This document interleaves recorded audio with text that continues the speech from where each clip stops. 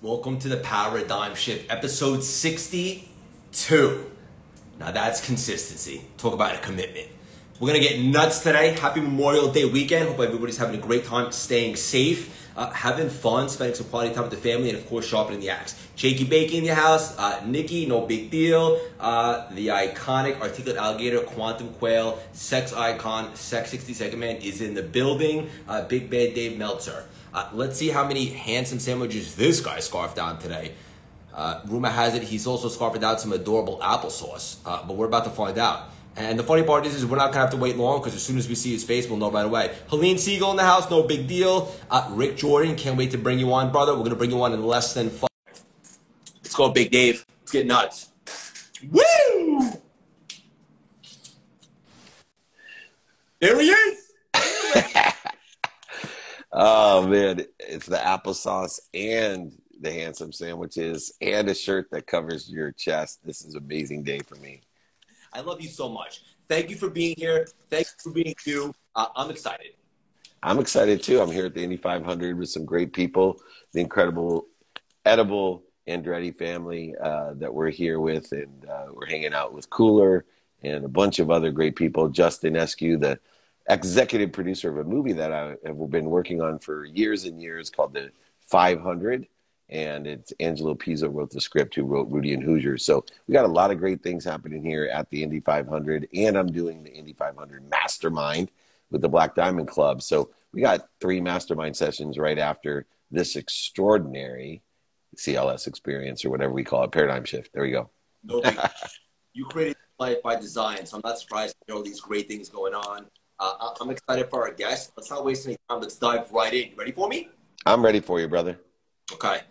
Looking at your content this week, as I always do, so I can sharpen, evolve, and improve and so forth. I saw you say something along the lines of this, and I think it'd be really good for the audience to hear about this today. It's not so much the decisions, but the assumptions. Yeah, absolutely. Right. Our assumptions determine the clues that we evaluate, the patterns that we examine, and the choices that we make. And so those decisions are based off of the assumptions, because the radical humility that exists between ignorant, humble people and ignorant, arrogant people is the assumptions that make. And when you take the trillions of variables approach that I do, whenever I think I'm certain of something, I remember, and recollect, how can I be so certain when there's trillions of variables and I'm incapable of understanding how each of the trillions of variables are impacting and affecting each of the other variables? So I want to go ahead and say, what assumptions are and am I making, and how are they impacting the clues, the patterns, and the choices? It's the decisions that are the outcome of the assumptions that we make. So the better the assumptions we make, and that's all they are, is assumptions, because there's trillions of variables, the better the assumptions, the better the choices. Yeah. Something you told me not too long ago also was the law of assumption, right? It's done, it's done, it's done. Yeah, so look, it's a matter of time. And as you know, I study time every day. I reconcile time with productivity. I reconcile time with accessibility. How accessible am I to others? And how am I receiving? How am I accessing what I want? And even reconciling time and gratitude. And so when I reconcile time in productivity, accessibility, and gratitude, I'm actually realizing that time is one. The time of today has 24 hours attached to it, a man-made construct based off of the speed of light that all of us share in the present. We are presently utilizing 1034 on the East Coast, 734 on the West Coast. But the time beforehand and the time ahead of us is all relative. And that relativity can be aligned and synergistic with 1034 Eastern time, with 734 Pacific time. And when we do that, we realize that the assumptions that we make, or the wishes that we have, already exist. We just have to figure out what we're doing to interfere with it. In other words, I am happy, healthy, wealthy, and worthy. What am I doing to interfere with it is a better paradigm shift for your life. Bye. Which begs me the question, how much adorable applesauce did you scarf down today? I usually at least get a pint in before we see each other. So if you want to hug me, I understand. I am like the incredible Grover, just cuddly, fuzzy, brown instead of blue, but give me a big hug. I love you, buddy. I love you too. We're going to bring on our guest. Real quickly, I saw that you made a really vulnerable and exciting and transparent interview this week that you were sending around on YouTube. I watched it. I thought it was magnificent. What's the deal with that for the audience that might want to check it out? Yeah, well, the Mulligan brothers have one of the best YouTube platforms, millions of people on it, and they wanted to come into my home and interview me. And as always, I tried to get as real as I could to help other people feel good about illuminating who they are in the journey they're on. And so I illuminated who I was in the journey I'm on, and with the true emotions of how I felt about that journey. And the response has been extraordinary. The exposure has been excellent, but more importantly, the impact has been incredible. So I want to thank the Mulligan brothers for creating and producing such a great interview, and hopefully it'll be there in perpetuity for many, many more years to come, so more and more people can check it out. Go to YouTube, go ahead and look at the Mulligan brothers and David Meltzer, and you'll find what has been known or seen as maybe one of my best interviews. You know, the Ed Milet's, Tom Bilyeu interviews, the Brian Rose interviews, the Unstoppable interviews. This is up there with them all. So if you're all need that emotional, inspirational, illuminational content, it's the best I've done. Dave, I imagine some people on here that don't know what you mean by illuminate. Based on what you taught me, it's like all the stuff that in our past that we used to maybe feel like shame and guilt for, we kind of celebrate and own, correct? Yeah, when we take accountability of our past and we say to ourselves, what did I do to participate in this, and what am I supposed to learn from it? And then feel vulnerable enough and honest enough to tell people what I did to participate in my bankruptcy and what I learned from it. That humility, that clearance of the interference of insecurity, of fear, anxiety, actually allows more people to liberate their light, to tell their truth, to pursue their potential. Yeah. You're a humble hamster. I like that. We're going to bring on Rick right now. I'm really excited. Rick's really interesting, exciting entrepreneur. And it just so happens that he is a scotch connoisseur, which I thought was pretty cool, just to add another dynamic to him. You really are a sex icon, Dave, I got to tell you. Thank you. I like the handsome hamster. There's another handsome hamster. What's up, guys? Thanks for stopping by. How are you? Yeah, man, I'm great. I love that too, the humble hamster. I've never heard that before. That's phenomenal. I don't know where it comes from. Where are you joining us from? Where are you? I'm in my office right now, which is just in the southwest suburbs of Chicago. I'm usually out traveling, I'm on the road about 150 days a year. I don't think that beats Dave, though. But yeah, I'm here for about the next week. Then June's a busy month, man. So just getting stuff done, hanging with family. Cool. Before we dive right in, is it true that you love scotch? Oh, my God, I do, yeah. So, I mean, in my office, I've got down there. Right now, I've got a Balvenie 17 double wood, a Macallan 15, and then a Macallan Estate. Macallan's my favorite by far. Hey, Craig, I got a quick story about Macallan. And please. When your kids get older, my uncle is a great connoisseur of scotch, so I had some Macallan 21, I think, and he's like, I said, how you like that? He said, I just like it on one piece of ice. I said, all right, cool. So I put it, served him. He drank it. He said, I didn't want any water. I said, what are you talking about? He said, this is scotch and water. So I taste it, and I'm like, mother effer.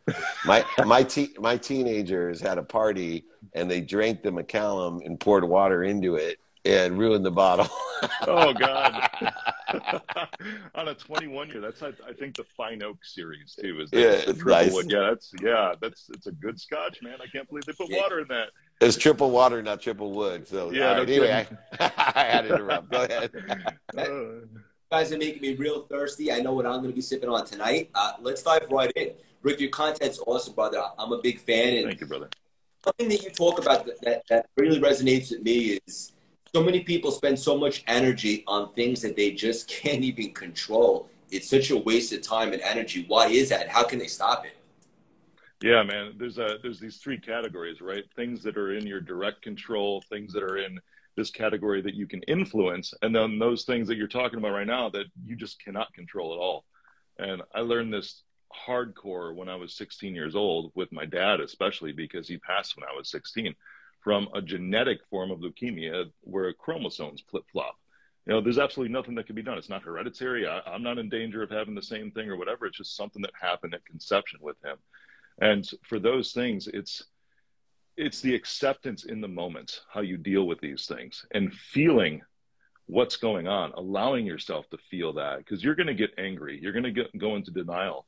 And then you're going to try to move on as if nothing ever happened. And I did that for a long time.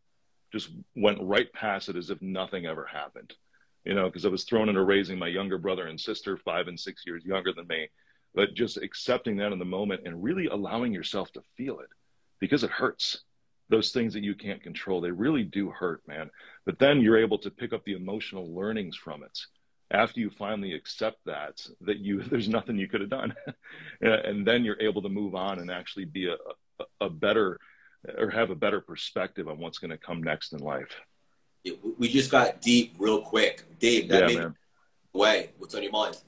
Yeah, well, Rick and I are in the same frequency, and I always talk about the, time suck, or the bleeding of time, and how people spend the majority of time on those things that bleed them, not feed them. And understanding what you do have control of is essential. And we have control of 3 different things. And I taught a lot of people this during COVID, because more than ever, people called me and said, I'm so depressed, anxious, frustrated, angry. Things are so uncertain. And I would tell them it's always uncertain. What's happening is acceleration of change. And when we have acceleration of change, control and identifying control is much more valuable than when things are at a steady or stable rate of change. And so what I tell them is there's only 3 things you're in control of. 1 is your mindset. So you give meaning to everything you see, and you're in control of that. 2, it's your heart set, how you feel about it. And we're in control of that. We can go ahead and control the way we feel about things. And I use a process called stop, drop, and roll in order to spend minutes and moments out of control in my feelings and get back into control, because our minds, our bodies, and our souls are on fire when our feelings are out of control and our ego-based consciousness is driving the ship. And then finally, one that Rick and I both share, and it's within the context of the reconciliation of time, is we have control of our handset, what we do. So in the aspect of mindset, heart set, and handset, we're in control of what we do, what we say, what we think, what we believe, and what we feel. And throughout time, if you study history, this is truly the stable construct of human nature. This is the dependent variable that allows you to handle whatever rate of change is occurring in your life. It also acknowledges the certainty that doesn't exist. And that's why I have such an affinity. That's why I want to do even more with Rick. I was so pleased I got to speak to the White Sox staff on Wednesday of this week before I came down here to the Indy 500. And Rick and I got to meet for the first time in person. And you could feel what I'm talking about, because we just immediately resonated. And it was like a Craig Siegel, Dave Meltzer, Rick hug fest. It was beautiful. Thank you. Yeah, I feel very good with you guys right now. I'm definitely not the smartest in the room. I'm definitely not handsome. But what frequency is definitely all the same with us. This is straight up awesome.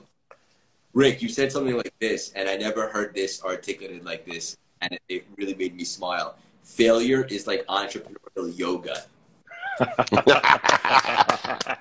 Great. Where do you get this shit, man? That's awesome. I was just thinking as you said that, some of these things are in the moment. I mean, they really are. Let's be real, have real talk, because I do podcasts all the time, obviously, like Dave does, and it's just in the moment you start to make these connections, especially when you're talking with a guest. That came out of my mouth. It was like, Dave, Craig, do you guys ever think, like, in the moment when you say something, like, oh my God, that was really good, I hope we wrote that down somewhere? Oh yeah, and then you're pissed if you forgot it, and I'm like, what did I say? Yeah. Oh yeah. It's so cool. Failure is like entrepreneurial yoga, and I just I do Monday CEO talks too, because I have a cybersecurity company that just went public. We're making a lot of acquisitions, so I'm trying to, thank you guys, I'm trying to instill the culture and the message as we do this, just so they feel connected to me, connected to the mothership. But I talked about even the difference this past Monday between failure and temporary defeat.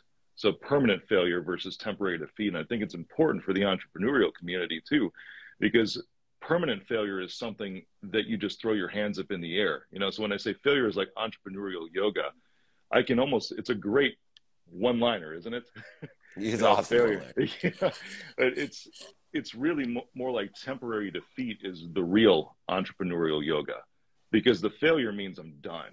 Like I'm moving on. I'm closing the chapter of whatever that was that I was involved in, versus temporary defeat is something that you can actually say, okay, I took my hit, but this isn't going to stop me.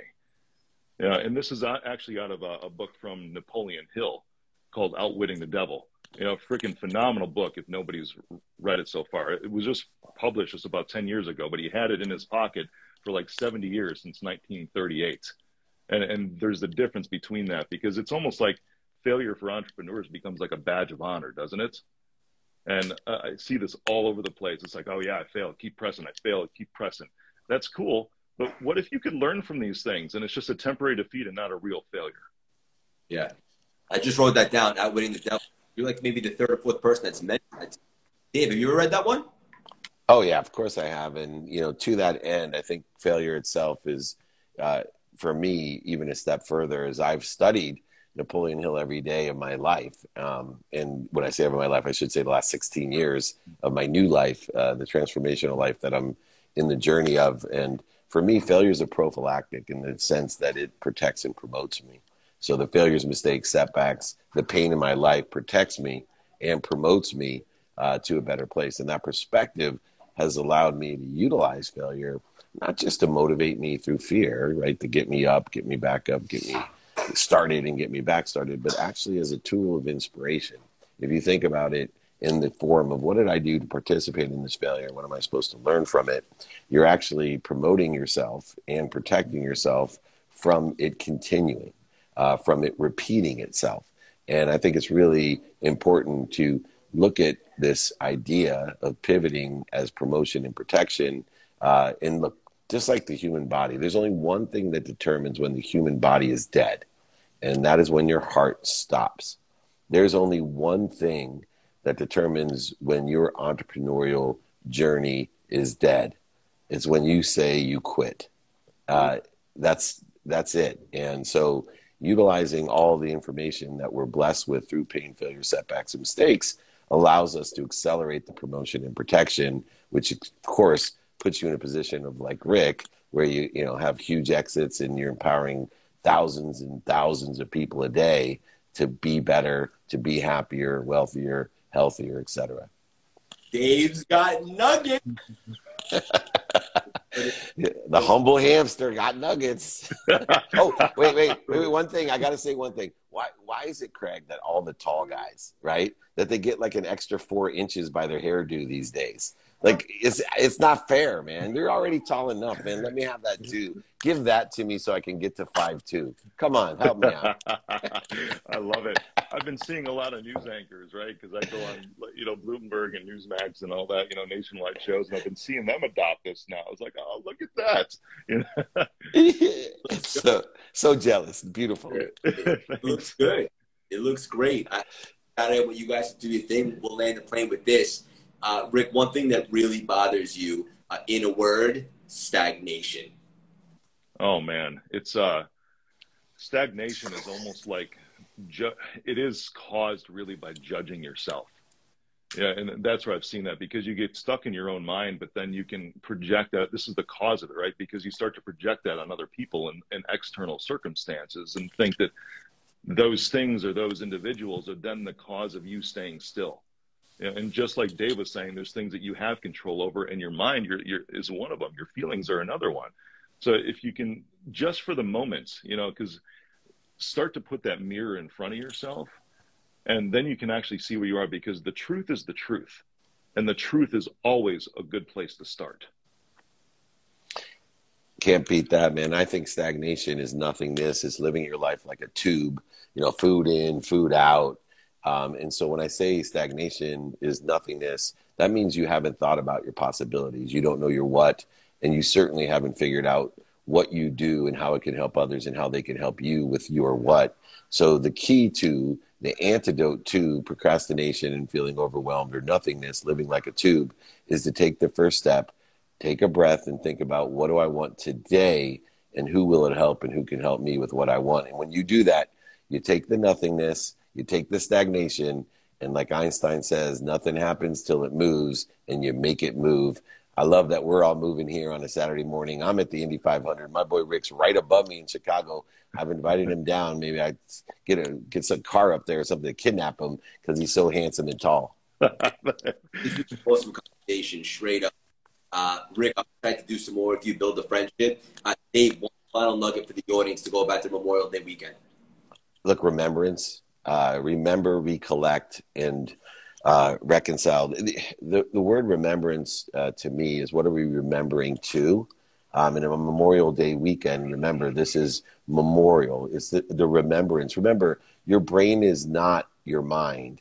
Your brain is what is a tool that reminds, remembers, and recollects. So can we use our brains this weekend to be so appreciative for the freedom, for the opportunities, options that we're given here, and the touches of favors that we've been given by the first responders, our vets, et cetera, in this country. So everyone, let's all remind, remember, and recollect. Be kind to your future self and do good deeds this weekend, and be grateful for the freedoms, options, opportunities, and touches of favor. Beautiful. Rick, thank you so much for joining us, brother. I'm excited to connect further. Have an unbelievable week for both of you guys. Love you guys. Thank you. Talk to you soon, Rick. Thanks, Craigie boy. Bye, Thanks, guys. See you, gents. The Paradigm Shift, episode 62 in the books. Join us next Saturday for the Paradigm Shift, episode 63. That was fun. It's the first time I connected with Rick, and it will not be the last. Great guy, great contact, exciting entrepreneur. And I love some of his phrases that he has. Big Dave, as always, this sex icon. Too much fun, guys. On this beautiful Saturday, what we want from you is have an unbelievable weekend. If you're not already in the CLS texting community, text the number at the bottom of the screen. Totally free. Nuggets each and every single day. Start your day off right. Text the word expand. Sharpen the axe, guys. Have fun.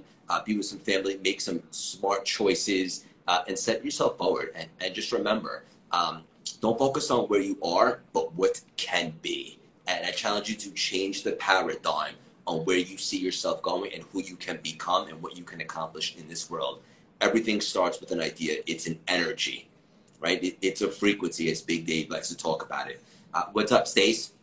So pay very close attention to your thoughts. They are energy. They're either empowering or disempowering. The choice is yours. Everybody, I love you guys so much from the bottom of my heart. Thank you all for joining us. We will see you next week. The Paradigm Shift, episode 63. Rachie, Carrie, see hoops. Love you guys. Alexandra.